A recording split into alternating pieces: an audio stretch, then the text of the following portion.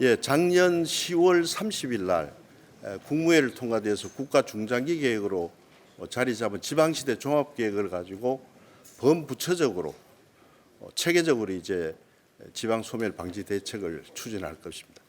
내년 2024년도 시행 계획을 확정하기 전에 오늘 시도민들 의견을 듣기 위해서 이 자리에 함께했습니다.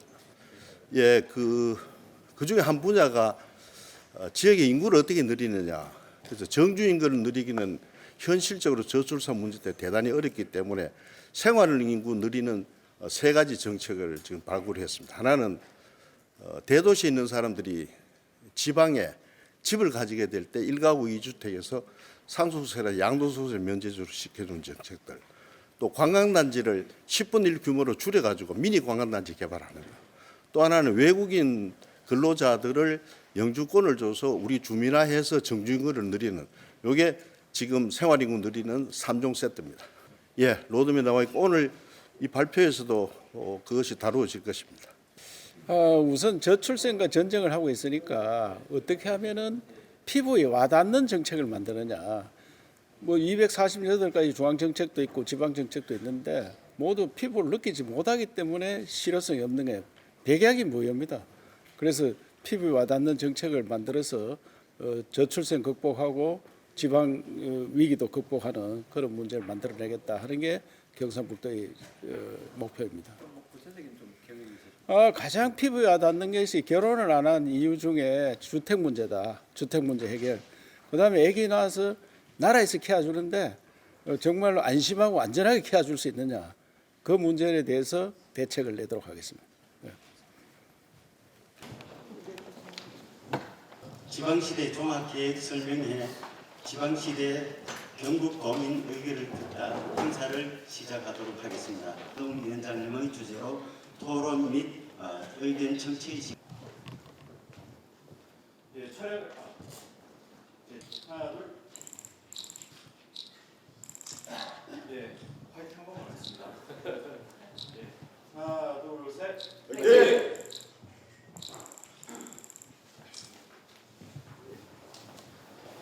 시대를 열어가기 위해 모부하시는 경상북도 이철우 도지사님의 인사 말씀이 있겠습니다. 모두 큰 박수로 환영해 주시기 바랍니다.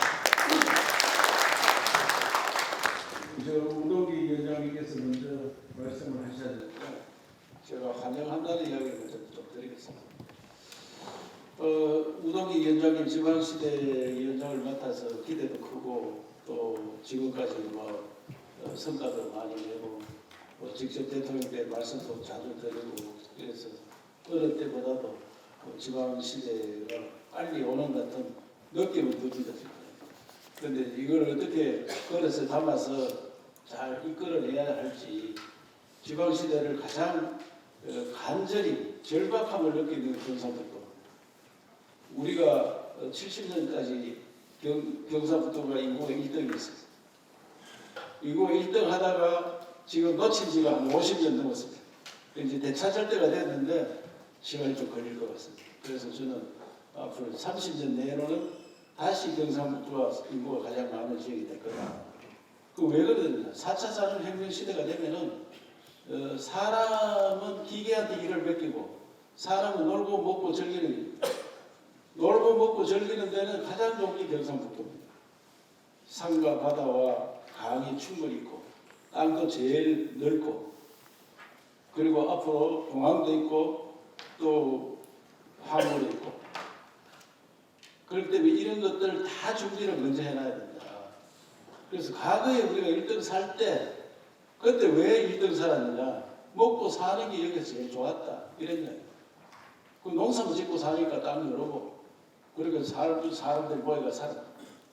그런데 2차, 3차 산업혁명에 뒤쳐져가지고 우리가 이런 시대가 왔는데 그래서 지방시대위원회에서 먹고 놀고 즐기는 걸 어디에 만들 거냐. 이거를 예고해야 돼. 그 다음에 아이디어 산업. 결국은 아이디어 산업이 어디서 나오느냐. 대학에서. 대학을 안 망하도록 하는 게 가장 중요해요. 지역이 벚꽃 피는 순서로 망한다고 굉장히 잘못된 정책이에요. 그 대학을 어떻게 나눌 수 있느냐. 특화시켜요. 특화. 그래서 내가 대통령께 대학을 많이 맡겨라. 특화해야지, 특화. 경북대학도 전남대학 똑같으면 되느냐? 말이 안 되지. 서울대학 다르고 경북대학 다르고 부산대학 다르고 전남대학 달라야지. 지금 똑같이 하잖아. 연세대학교, 고려대학교하고 영남대학교 뭐가 다르냐? 똑같은 사학으로서 똑같은 과를 가지고 있으니까 순서가 생긴다. 나는 축구 잘하고 정말은 농구 잘하는데 특화된 거 아니에요. 왜 이런 정책을 안 해주냐? 수도권에 모여가서 그렇게 사니까 경쟁력을 잃어가는 나라가 된 거예요. 3만 불 올 때까지는 수도권과 잘했다. 3만 불 더 이상 가니까 못 버티는 거예요. 제일 못 버티는 게 인구 문제예요. 저출생. 70만 명이 태어나야지 지금 인구를 유지합니다. 70만이. 20만 태어나니까 1년에 50만씩 사라진 거야. 이거는 역사의 제일이 된 거예요. 벌써. 50만 어떻게 채워줘요? 수도권가 절대 못 채워줘. 서울에서 얘기를 제일 적게 놓습니다. 그저 가장 잘 사는 강남입니다. 이걸 지방시대위원회에서 해결해야 된다. 그래서 지방시대는 아이디어 산업 어디서 할 거냐? 먹고 놀고 즐기는 산업 어디서 할 거냐? 그걸 지방으로 전부 줘가지고 할 수 있도록 30년 내에 다시 경상북도가 인구 1위 지역으로. 그때 경상북도 도지사는 우리가 사람이 제일 많아서 좀 헛해야 됩니다 하는 이야기가 나오도록 만들어 주시기 당부드리고, 그것을 제일 잘할 분이 우동기 위원장님이니까 믿고 우리 따르도록 그래 하겠습니다. 오늘 함께 지방의원들 함께 연구해서 같이 가도록 하겠습니다. 감사합니다. 윤석열 정부와 함께 대한민국 어디에서나 모두가 잘 사는 지방시대 실현을 위해 전국을 발로 뛰고 계시는 대통령 직속 지방시대위원회 우동기 위원장님의 인사 말씀과 이어서 제1차 지방시대 종합계획의 주제로 강연이 있겠습니다. 예, 전국 서울, 경기, 인천을 제외하고 14개 시도에 2024년도 지방시대 종합계획 시행계획의 확정을 앞두고 시도민의 의견을 듣는 그런 기회를 가졌습니다. 오늘 경북이 이제 마지막 날입니다. 이제 지사님도 말씀을 해주셨습니다만은 어느 곳에 가더라도 이제 편치 못한 것이 우리 공동체의 미래를 생각해 보면은 가장 큰 문제가 국내적으로는 저출산 문제하고 결국 불균형 문제. 이것은 서로 엉켜 있어서 어느 실타래를 먼저 풀어야 할지도 모를 그런 상황이 되었죠. 1960년대부터 우리나라의 근대화가 이루어지고 산업화가 이루어지면서 하루에 서울에 제일 많이 인구가 집중될 때 7만 명까지 늘어납니다. 7만 명. 근데 60년대 사실 근대화는 농촌 인구들이 대도시로 유입되면서 그 에너지로 오늘날 산업화에 공동력이 되고, 그때 누이 형제들을 우리는 지금 산업 저사라고 부릅니다만, 실제로 불균형 문제는 이때부터 앞으로의 이러한 공간 구조가 되었을 때 일어날 수 있는 문제점에 대해서 국가의 국토의 균형 발전 정책은 박정희 대통령 때부터 시행이 되었습니다.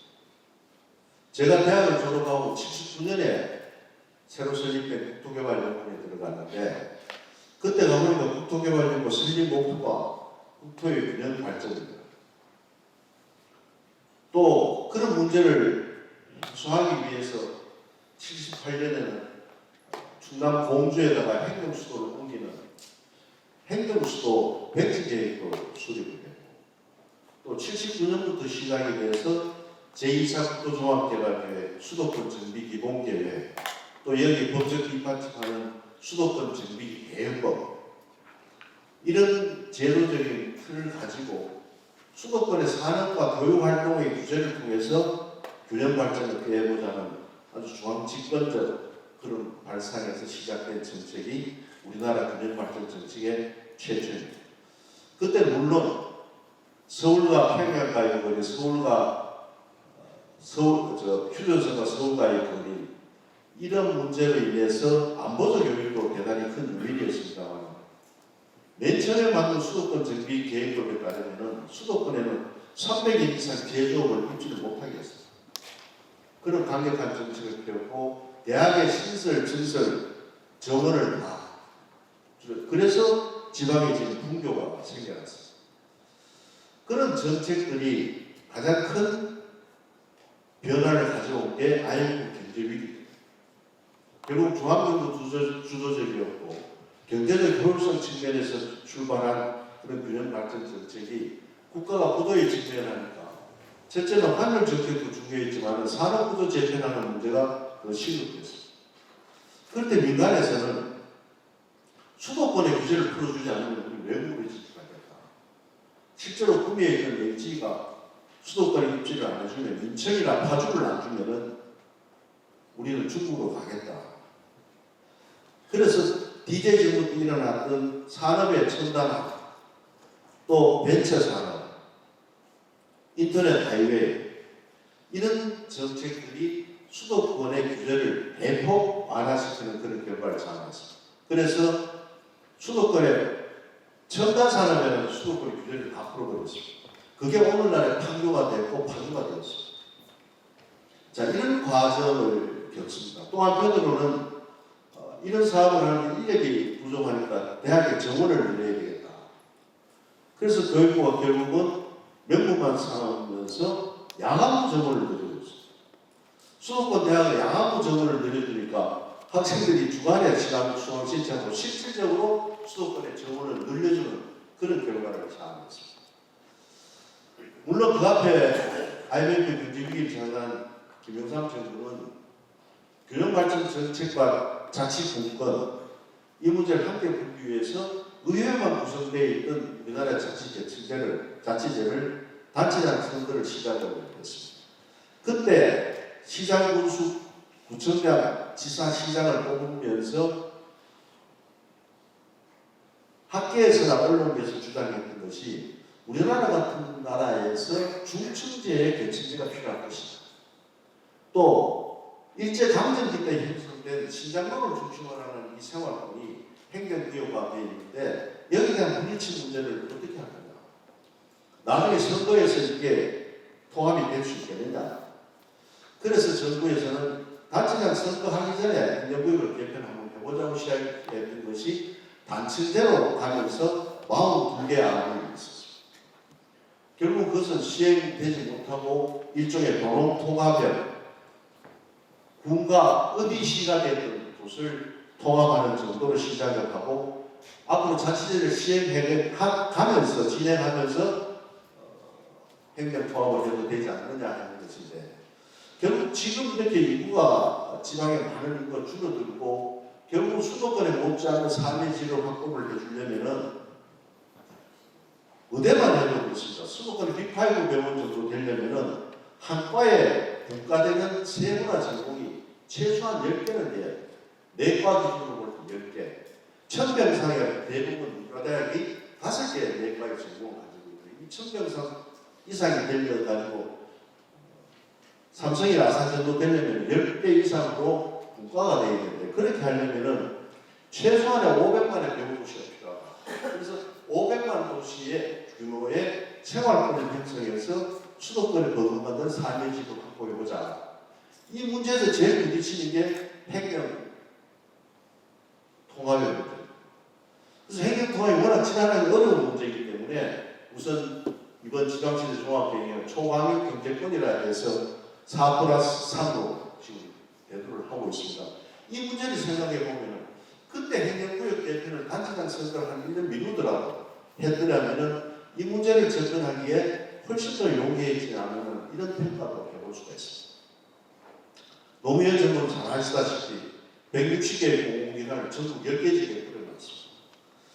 김천 혁신도시에 있습니다. 김천 같은 데는 지금 입주율이 굉장히 커요. 과연 그때는 전국 10개, 지금 5대 광역권, 4대 광역권 그러는데 이거 10개 도시 이거 정말 이렇게 강제분산 쉽게 성공하면 됩니다. 차라리 그때 한 5개 정도의 광역시 중심으로 바꾸려면 훨씬 더 이전 기관의 상승 효과도 컸을 것이고 효율성이 높아지지 않겠느냐. 이런 또 평가도 하고 있습니다. 그 중에 참 아쉬운 것은 박근혜 정부의 창조경이 영국에 있는 대기업이 지방 하나를 맡아서 벤처 산업을 육성시키고 그 벤처 산업으로 신산업의 생태계를 지역에 구축할 때 지방의 산업 생태계를 바꿀 수 있다는 그런 정책이었는데 이것도 정경련하고 경제수석실 간의 정경유착이라고 해서 불사가 구속되고 결국 탄핵되면서 창조경제권을 없어져버리고 지금 사무실만 남은 그런 형국이 되어버렸습니다. 이런 과정에서 출범한 게 윤석열 정부입니다. 그래서 윤석열 정부가 국정목표 6개를 내세우면서 이건 어떻게 하겠다는 거냐. 철저한 정책의 변화를 가져요. 하나는 지방주도적 균형발전 정책을 합니다. 그래서 자치분권위원회와 균형발전위원회를 통합을 하면서 지방의 권한과 재정을 주어서 중앙집권적인 균형발전 정책이 아니라 지방주도의 정책입니다. 또 하나는 산자고 국토부 중심의 인프라 중심의 균형발전 정책에서 외교 국방을 제외하고 전 부처가 상관하는 종합계획을 범부처적으로 추구하는 거예요. 또 그 중에서는 지금까지 우리나라의 교육 정책하고 균형 발전 정책은 전부 엇박자죠. 각자 교육부가 지방시대나 균형 발전 정책하고 아무 연관 없이 교육 정책이 계속 수립되고 추진되어 왔습니다. 그래서 윤석열 정부에서는 교육 정책을 균형 발전 정책의 가장 핵심적으로 보다 실질적으로 교육 문제가 수도권에 집중되는 가장 큰 요인 중에 하나이지 않느냐. 그래서 지금 가장 집권적이라고 불려왔던 교육부가 현재 부처 중에는 제일 국권화되고 지방화된 부처가 교육부가 되어 있습니다. 라이즈 사업을 해서 고등교육 정책을 시도에다 넘겨주고 또 그룹화대학 연관을 해서 이런 가운데서 출발을 하게 되었습니다. 그럼 이 정책을 그럼 구체적으로 어떻게 추진할 것이냐. 그래서 자치분권비 균형발전 특별법이 2022년 9월에 국회 보냈는데 1년 걸려가지고 통과가 되었습니다. 정말 입법 환경이 좋지 않으니까 엄청나게 힘이 들었습니다. 이제는 우리나라는 대한민국은 100% 수도권이고 여러분도 요즘은 많이 느끼시죠. 국회에 가면은 이제 여야 간의 문제가 아니고 수도권 의원들 대 비수도권 의원의 대립되는 경향이 엄청나게 많아요. 자치분권비 균형발전 특별법이 통과될 때 행정안전위에서 여야 합의로 통과됐습니다. 그것이 법사위에 넘어갔는데 법사위에는 거의 여야 없이 서울 경기의원들이 거기서 결국 발목이 잡혀서 교육자유특권은 없어져 버렸습니다. 그런 현실이었습니다. 지방이라는 것을 인식을 하지 않습니다. 여러분 그러니까 올 4월 선거를 앞두고 여야 할 것 없이 지방시대를 부르짖는 국민의힘조차 지금 수도권을 향한 구애작전으로 모든 공약을 수도권 중심 공약을 내놓고 있는 이 현실이 정권을 획득해야 되는 정당의 입장으로서는 당연한 것이겠지만은 상대적인 지방의 박탈감을 이루 말할 수 없다. 이미 이제는 50% 국회의원 수 이상이 수도권 의원으로 짜여져 버렸습니다. 기회발전특구에 여러분들 이런 얘기를 합니다. 왜 전경지역에 경기도 북부지역에 왜 수도 기회발전특구를 넘겨주느냐. 그건 정부 안에 있는 것이 아니고 법사위에서 심의할 때 국회의원을 집어넣어 버렸습니다. 수도권도 인구가 주는 지역이다.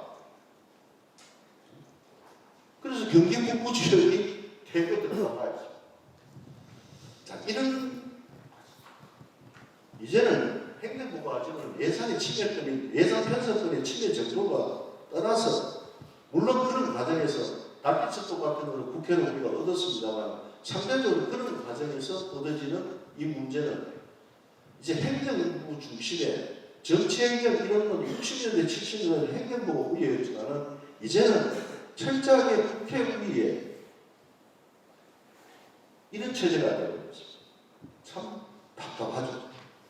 그래서 이런 문제를 계속해서 아마 수도권 GTX부터 시작을 해서 여러 가지 정책들로 지방에서 좀 심란한 지경인데 아마 오늘로서 이제 수도권에 대한 공약을 끝나고 이제는 지방 공약으로 국민의힘이 전환을 합니다. 서울시구부터 지방위생토론회를 대통령께서 지방부터 하기로 이제 그렇게 결론을 났는데 이런 문제도 수도권 의원들은 안중에 없습니다. 이건 여당하고 야당하고 똑같아요. 참 그런 한계 속에 가지고 있다. 어느 나라든지 인구 비례대표하고 지역 비례대표를 같이 정치 구조에 가지고 있는데 규약을 만들고 재원을 내고는 국회가 일반적으로 인구 비례를 11.8% 면적을 가지고 있는 수도권이 입법권을 다 가지고 있다면 이런 나라가 이게 구조적으로 균형 발전, 자치분권은 구조적으로 어렵게 돼 있다.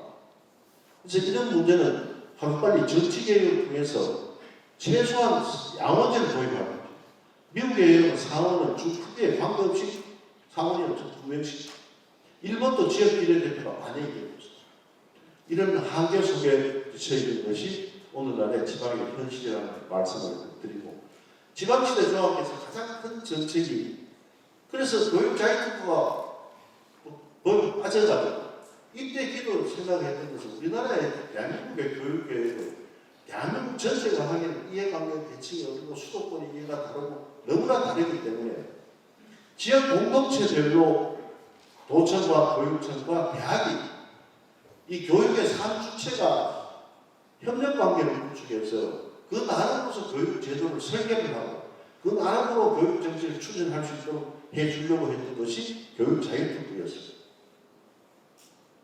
시도는 보육과 돌봄을 책임지고 교육청은 사교육, 공교육을 대학은 공교육 받은 아이들이 가고 싶은 대학에서 입학을 해서 지역에 남아가는 지금까지 우리나라 교육정책은 고등학교에서 서울대학에 보내고 서울로 보내서 서울 가서 출세해서 지방에 돌봐준다고 생각했는데 이런 인재순환 계통은 결과적으로는 그것이 서울만 더 키워주고 서울만 더 기대시켜주고 지방 사실 떨어서 마다들 서울 가서 공부시키면 돌아오지 않는 현실. 이게 우리가 스스로 만드는 것입니다. 이런 말씀을 드리면 지방대학에 중간수만 되는데 무슨 대학을 지방대학에 왜 가야 됩니까? 우리는 수도권에 있는 서울대학에 못지않는 그런 학과들을 지방에 가지고 있습니다. 이대, 치대, 한의대, 약대, 수의대, 물리치료, 방사선 이런 대학은 서울대학하고 설득이 맞먹습니다. 수의과대학은 지금 약학성대하고 같아요. 근데 이 대학을 보면은 지방 인재들이, 지역 애들이 그 지역의 의학계열하고 수의과대학 같은 데는 30%밖에 못 들어가요. 70%가 서울이에요. 경상북도가 약 52%. 부산은 80%, 82%를 부산에 내요.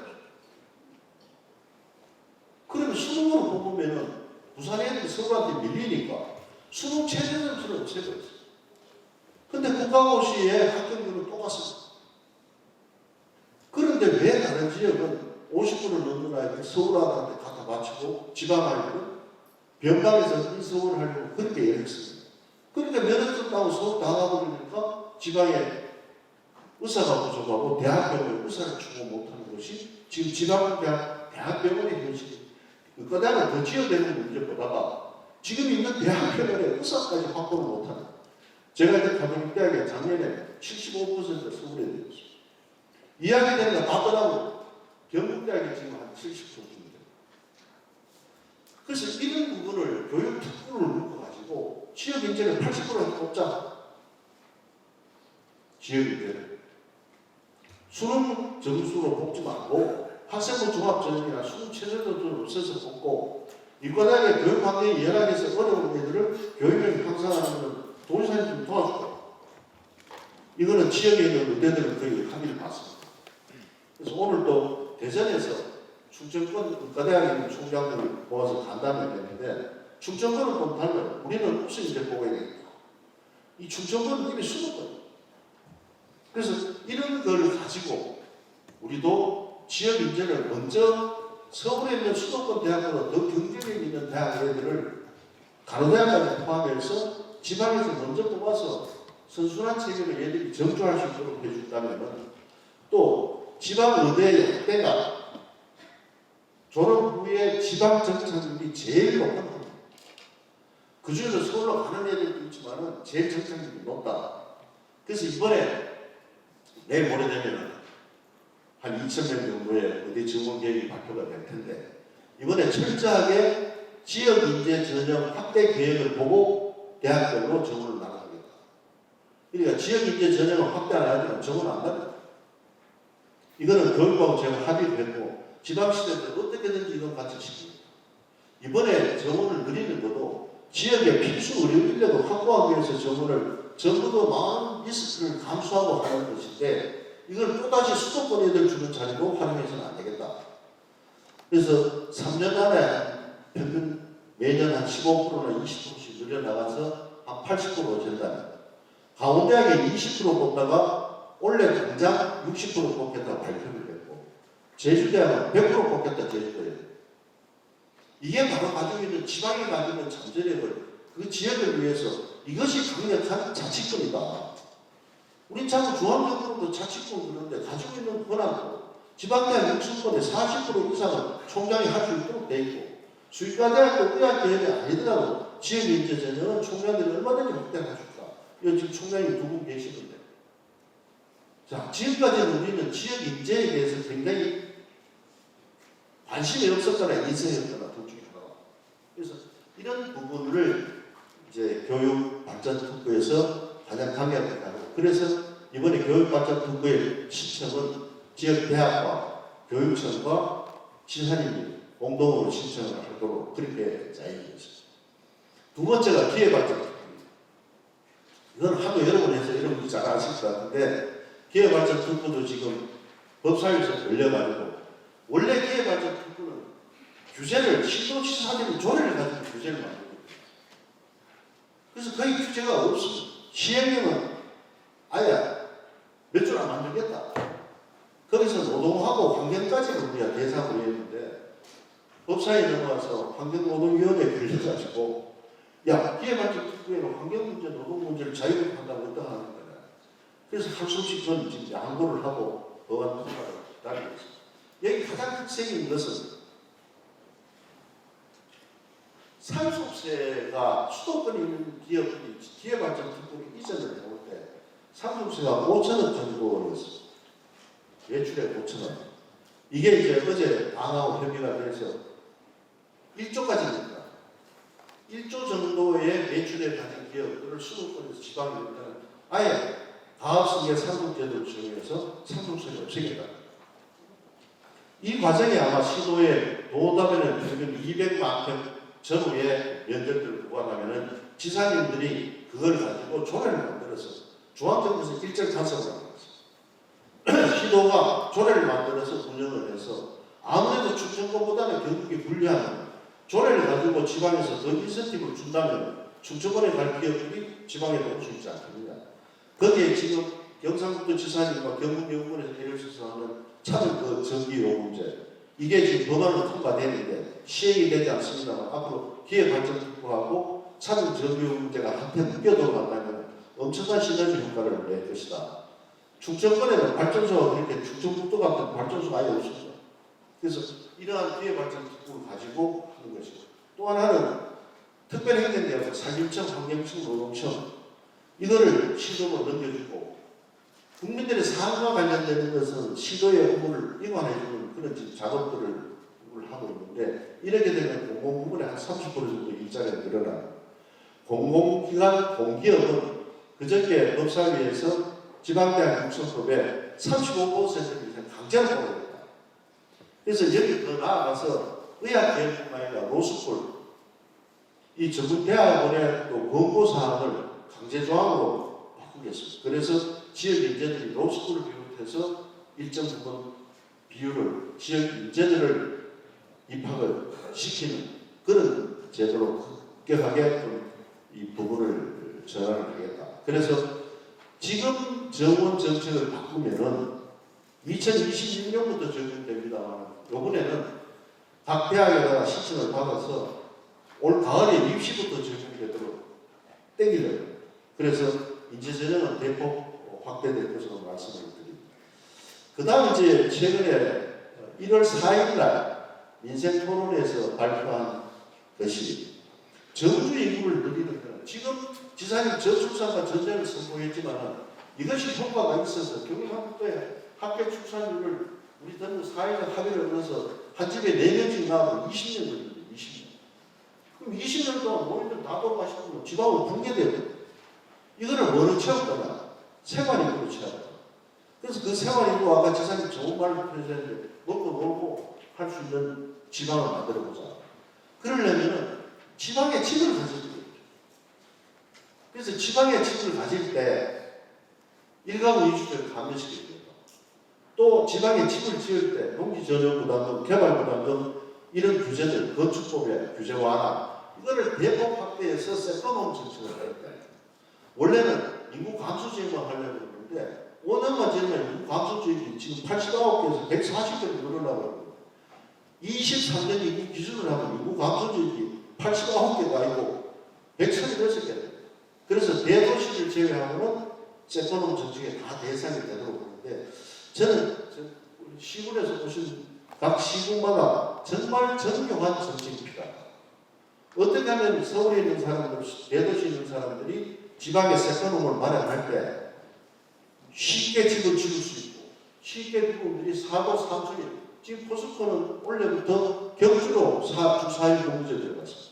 아마 다음 대선 때 주면은 주 4일 근무제가 공약이 될 것 같은데 이렇게 되면은 3일은 지방에서 4일은 도시에서 이제는 농촌, 농민과 도시민의 구분도 없애는 정도로 규제를 완화하겠다. 그래서 농지, 산지 규제도 대폭 풀어서 일정한 고도 경사도 지역에는 아예 규제를 풀어서 집을 쉽게 지을 수 있도록 또 여기에는 지금 경상북도에 많이 하고 있는 빈집 활용하는 거. 앞으로 지금 검토하고 있는 빈집 세를 검토.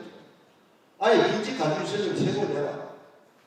세금 내기 싫으면 빈집을 시군에다가 빌려주든지 활용을 하든지 이런 그 과정을 통해서 세컨홈 정책을 적극적으로 추진하는데 각 시군에서는 이 부분을 많은 관심을 가지고 차별 있는 계획을 수립하면은 도시민들의 인기 있는 지역이 되지 않을까 생각합니다. 이러려면 이 사람들이 와서 잠만 자는 게 아니고 먹고 살아야 되고 놀아야 되는데 원래 관광단지가 50만 평방 밑에 최소다. 이걸 5만원으로 낮췄습니다. 그럼 약 한 15,000평.